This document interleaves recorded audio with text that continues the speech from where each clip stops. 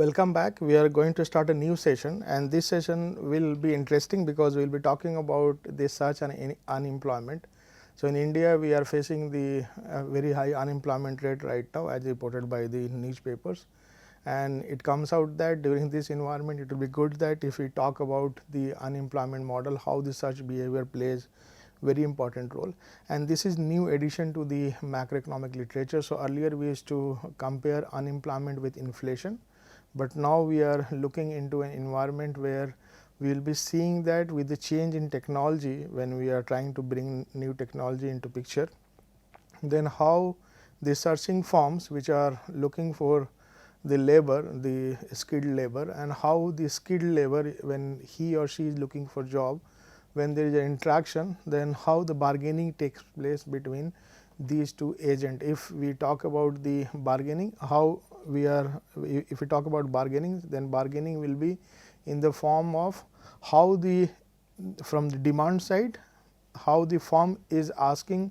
the labor to be and what will be the offerings from the firm side. From the supply side, the labor, how the labor is seeking extra incentive from the firm. So, it is very interesting concepts that we normally call in macroeconomics as search and unemployment. Why search and unemployment is important? Because the labor market has gone for a transformational change after the 1990s, and then you can say post 1930s we have seen continuous improvement in the standard of living or the working lifestyle. But we also see that when the firms, when they engage in the hiring, they also incur some amount of cost. So, the idea is that if the firms are looking for a new worker, whatever is the requirement, whatever cost they incur, how much they can bargain with the labor, and when the labor, when he is entering in the market, and if he knows that there is some kind of social security benefit, unemployment benefit attached to his job search, so he will always look for beyond the unemployment benefit. So, it is also from macroeconomics point of view, it is very important to note that such type of understanding is important in deciding about the unemployment benefits when the countries offer. So, in some countries where you have high unemployment benefit, there we find that it becomes some kind of, it acts as a counterproductive or counter I would say it does not help the labor as such, and as a result the production in the from this the demand side also, I would say the firm side when they produce output and supply, but from the labor side when they demand labor, it also hinders the market, because there will be enough bargaining coming from the labor, and labor has a choice that whether he or she would like to work for a more number of hours, or given the wage rate whatever firm is offering, whether they accept it or not. So, in a broader context, if you look at it, then it has a lot of implications on the labor laws and also on the unemployment benefits that countries offer. So, in a welfare state, it is a very good analysis to understand that to what extent the support should come from the government, to what extent the firm should go for bargain with the labor, to what extent the labor should be bargaining with the firm. So, for these ideas, the economists involved in these topics were also awarded the Nobel Prize in 2010. So, we will be highlighting from both sides. So, first we will be looking from the demands from the supply side, which means that when you have the supply of labor decided by the labor itself, that at what rate he or she should work. So, we will be first trying to understand that dimension. Then we will be moving to a two-sided analysis. In two-sided analysis, we will bring in the firm into the model, and we will have the bargaining solutions, and then we will see that at what level we decide about the rate of employment and also about the magnitude of unemployment. So, we will be arriving at the macro figures again.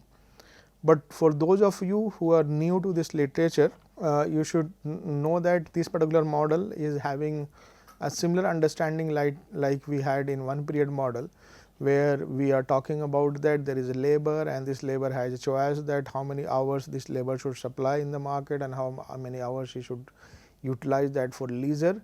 So, in this setup also the labor is having option, but that option is linked with certain benefits. So, that we will be discussing. So, the reference books remain same. So, here we have the Stephen D. Williamson I am referring and Sanjay Kechuk. This particular book also has a good treatment of this theory. So, if you try to understand we will be trying to see the one sided search model and two sided search model. In one sided search model, we will be trying to see that how are we going to decide about at what wage rate the labor should offer or should sell the labor. And in two sided model, as I said, that there will be bargaining.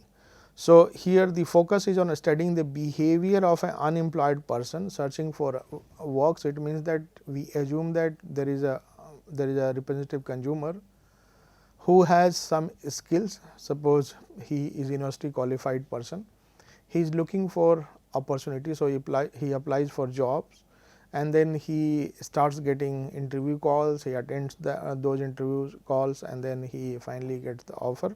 So, when the individuals are looking for work, they also have some kind of understanding in mind and then based on that they bargain. So, for this unemployed person, he has two choices, that he can simply apply for he can simply apply for job and get the job offers, or if he is not satisfied with the job profile, suppose he got the job and the work profile is not very good, then there is a chance that he can continue searching. So, here you have both, whatever he gets the offer from the market he can accept and work. Second option is that he is not satisfied with the work profile or the wage rate. So, he will be simply looking for further opportunities. So, continue searching. So, these are the two things that we are mentioning. In two sided search model, we will be looking at behavior of firms also, that how firms will be regarding. So, for two sided search model, Peter Diamond, Del Mortensen and the Christopher Pissarides have been awarded the Nobel Prize in 2010, and these two gentlemen, basically the Mortensen and the Pissarides had a great contribution, and Diamond has also worked in this particular area for a long time. So, the idea basically starts with the one sided model. So, let us first understand the one sided model, then we will move here. Here we are looking at the macro variables. What are those macro variables? So, first is that in the economy you have a working age population. So, this we denote it by N. Then here you have the labor force. So, working age population in the sense that this we are only analyzing or going to study those individuals who are interested in working or they are looking for job. So, here we are talking about Q. So, Q is what? It is the labor force. So, here we count both employed plus unemployed. So, unemployed may be looking for new opportunities or they want to remain unemployed. So, here we have employed plus unemployed. Now, for unemployed we are denoting as by N. So, if you want to calculate the unemployment rate, so here you have number of unemployed upon the labor force, those who are employed and unemployed. So, this ratio is going to give you the unemployment rate. Then here you have the participation rate. So, participation rate is decided upon the labor force who is looking for opportunities and the working age population. So, this decides about the participation rate. Here you have the employment population ratio. So, here it is Q minus U upon N. So, here we have employment and employment population ratio. So, let us first go one by one. This talks about the unemployment rate is a critical factor for most of the economy. So, this decides about that how many people are unemployed if you just take what is the share of unemployed in the employed plus unemployed. So, maybe some people will be looking for very a short term kind of, or they might be switching jobs. So, those people are also added to this. So, how many are unemployed out of the total labor force? So, that matters. Participation rate, how many are willing to participate in the labor market. So, here you have labor force upon the working age population. So, this is also macro indicator. Then here we have the employment upon the population ratio. So, here you have Q minus U. So, how many are from the labor force? We subtract the unemployed and the working age population. So, this gives you the ratio of employment to population. Now, here you have the vacancies. So, A is the aggregate number of vacancies listed by firm. So, here if suppose the number of firms operating in the economy post the job of around 10,000. So, 10,000 jobs are represented as A. So, vacancy rate is what? Vacancy rate is nothing but the number of vacancies listed by firm upon number of vacancies plus here you have the labor force employed minus you have the unemployed. So, this is what becomes the important factor. So, it is just the ratio of the number of vacancies posted by firms plus the labor force subtracting the unemployed. So, this ratio matters a lot. So, if you have A increasing, you see the huge adjustment with Q and U, and these two are important factors. So, here it means that the employment plays very important role here. So, this is what we have Q minus U. So, the employment, so number of vacancies, if A is increasing, which means that if vacancy rate is increasing, it is bound to have the positive impact on the unemployment, and there is a curve that shows the relationship. So, in macroeconomics we always talk about a very popular curve called the Phillips curve, and Phillips curve shows the inverse relationship between the unemployment and inflation, but here we will be seeing the similar curve, but with different variable. So, here what we see is that if you just think about the vacancy rate. So, this is the vacancy rate, this is the unemployment rate. So, we see that when we have the vacancy rate going down, we see increase in unemployment. Here also when we see increase in the vacancy rate, the unemployment falls. Whenever we see unemployment rising, vacancy rate falls. So, you have some kind of inverse relationship, and this inverse relationship is represented by something called Beveridge curve. Beveridge curve shows the relationship between vacancy rate and the unemployment rate. The sloping down or the downward sloping relationship or the inverse relationship between these two is represented here. So, you can see that during 2008-10, when we had global financial crisis in the US, we had a very high rate of unemployment, and this was accompanied by the low rate of vacancy. So, this is what we are seeing here, and as the economy recovers, you have higher vacancy rate, and this leads to decrease in the unemployment. So, the inverse relationship is represented here, and this is what it matters. So, this Beveridge curve is the contribution from this particular theory that shows the inverse relationship between vacancy rate and unemployment, and it is very obvious that when you have a vacancies, then unemployment is bound to reduce and vice versa. You can think about the relationship. So, so this is the summary that I have already told, which means that the unemployment rate is countercyclical, right. The unemployment rate and the vacancy rate are negatively correlated or inversely related.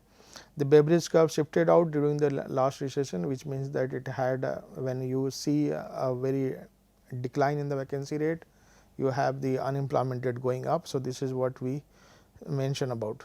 Now, let us start with the one-sided search model.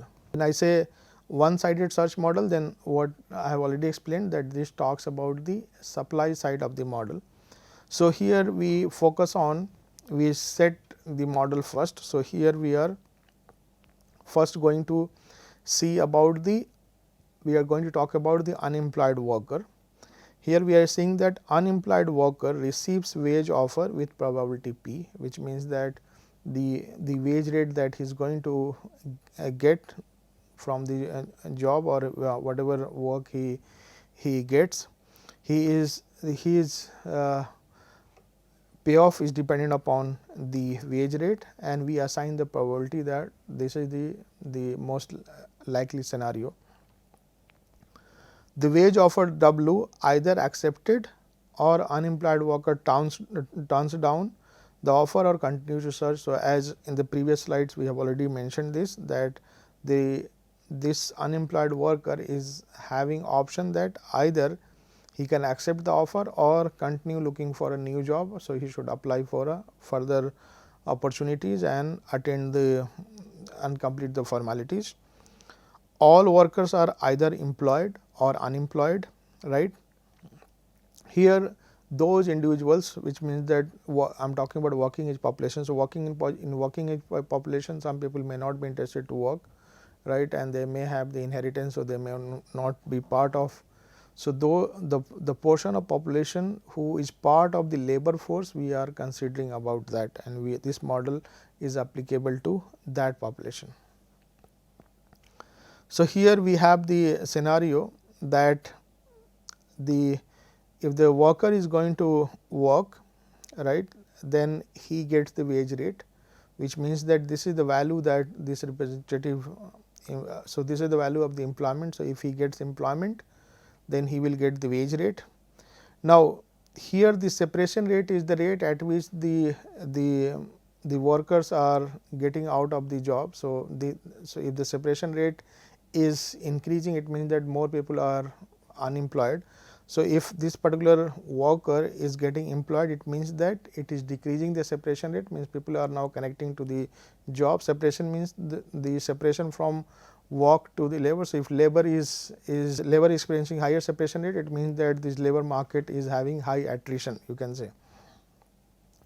Welfare of an unemployed worker. So, unemployed worker, here you have to note two things. One is that this unemployed worker is having insurance. So, government gives incentives that if you are not being, if you are unemployed for certain months or certain period, then you do not have to worry about. The government will take care government will take care your daily needs, which means that some subsistence allowance you will be given, right. This is very common in first world countries, and in the case of emerging market, it is not well known that much, and especially in large economies, it is not that much considered as important factor, but in most of the first world countries, even in developed countries, it matters a lot. So, here he gets the unemployment benefit B.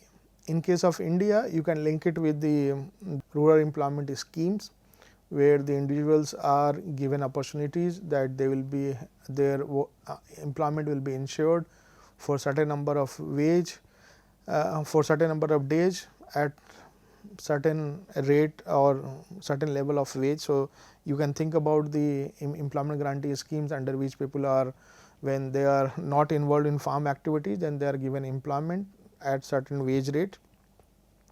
So, you can think about that here we are having the unemployment benefit of this particular worker, and this is some amount, suppose for example B.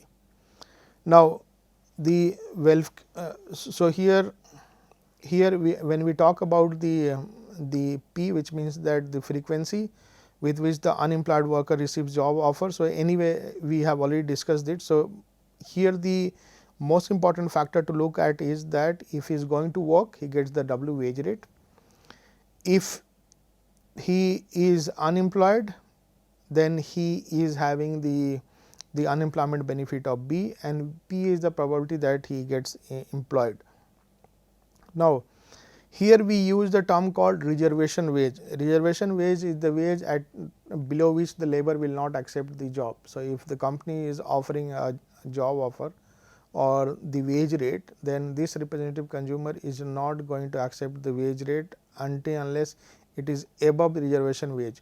So, reservation wage in the sense that this is equivalent to the unemployment benefit, more or less it is almost equivalent. So, below this the labor knows that anyway I am insured. So, I will have the I will have that level of income for sure. So, it is better that I should ask for, I should bargain and I should look for higher wage rate, then only this particular labor will have incentive to work. So, here we have increasing trend. So, this is the B, that amount that we have, this is the employment wage rate. So, this is having increasing trend and this increasing trend shows, but at a very higher wage rate, the marginal I would say productivity or this representative consumer will experience the diminishing marginal utility from derived from that kind of job. So, that is what we are saying.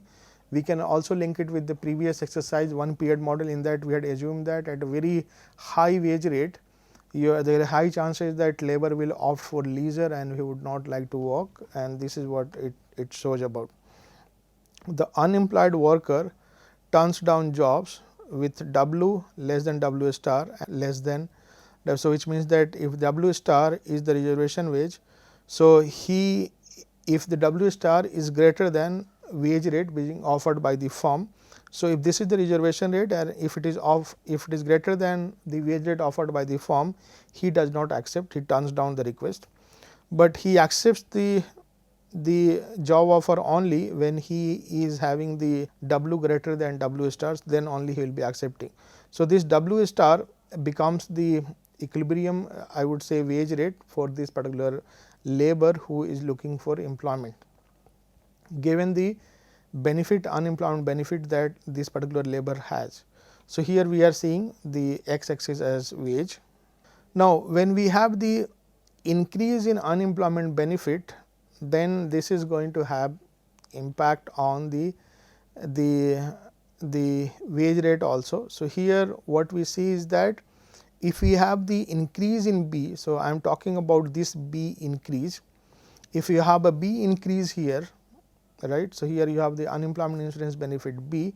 If you have a B here increasing, then I see that there will be parallel shift of this particular line. So, here it is moving horizontally, it is moving up, which means that we are moving from V1u, which is the first equilibrium point, and it is moving to V2u. What we see that the wage rate also increases. So, it also moves rightward, which means that now earlier the labor was ready to accept the wage rate. So, this one was the wage rate, I would say reservation wage rate, but now the reservation wage rate has also gone up. Now, here now individuals will be looking for job or accepting job offer only when the firm is offering the wage rate higher than this.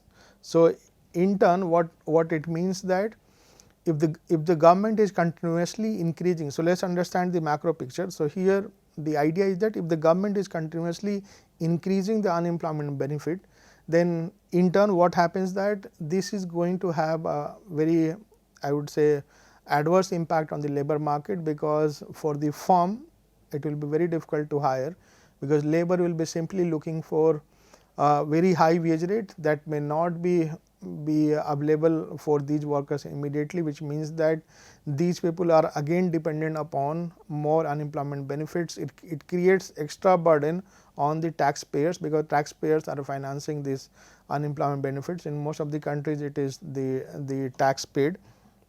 So, if you are, even if you are creating the job opportunities and if the wage rate is not surpassing this increased reservation wage, then you do not have any, I would say, unemployment reduction. So, this is the underlying idea behind an increase in the unemployment insurance benefit that we mentioned about.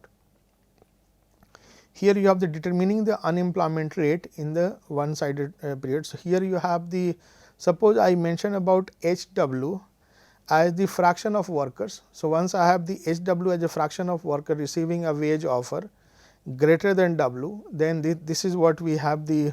So, HW is the who is going to get the offer greater than W in the sense that this representative consumer is going to, or the unemployed worker is going to get the higher wage, which means that now he is looking for the greater opportunities, which means that there is high chance that this representative consumer will be offering or will be accepting the offer. Here we have the unemployment rate. Now, this, if I am saying that u is the unemployment rate, which means that the 1 minus u are having job and s is the separation rate. So, this shows that the flow of worker moving from employment to unemployment, and this shows that the u is the unemployment and p is the probability of getting employed, and hw is the wage rate that is being offered greater than the reservation wage.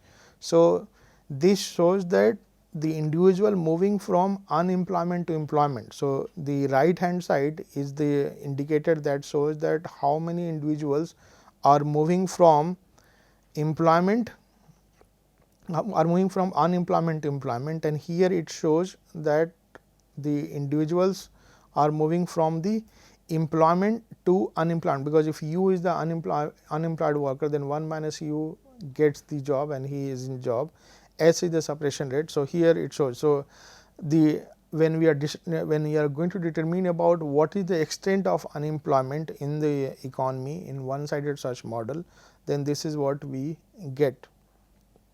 So, this also talks about the long run equilibrium part. So, here we mention about long run equilibrium, right. Now, here we are saying that this is the wage rate that this representative agent is going to have. So, this is the equilibrium, or I would say at this point this is the rate at which this particular person accepts the job offer.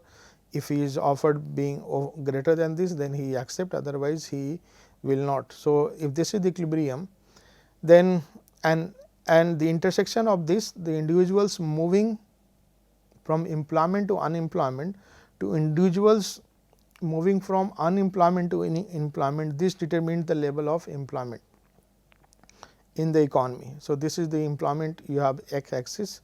So, which means that if it is further moving up, then you have the unemployment going down. If it is coming down, then this will have further implications on the unemployment.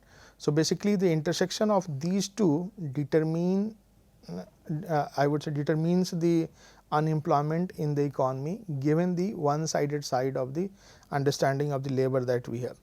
We will further have the comparative statistics on this. Here an increase in the unemployment benefit. So, what happens here? When you have increase in the unemployment benefit, what we are saying that when it is going up from V1U to V2U. So, what we are finding that your unemployment is moving, your people from unemployment to employment, it is decreasing, which means that here the rate of unemployment is going to increase, because people will not be accepting the wage offer very quickly. So, overall the one sided model gives you the idea that what happens to the macroeconomic indicators like unemployment, vacancy rate. So, those of you who are getting used to this particular theory for the first time, it is interesting to see that as compared to the normal unemployment understanding that we have about the structural and frictional and cyclical, if you try to look at the individual level, then it matters a lot and it helps you understand. So, we will continue from here in the next session. Thank you so much.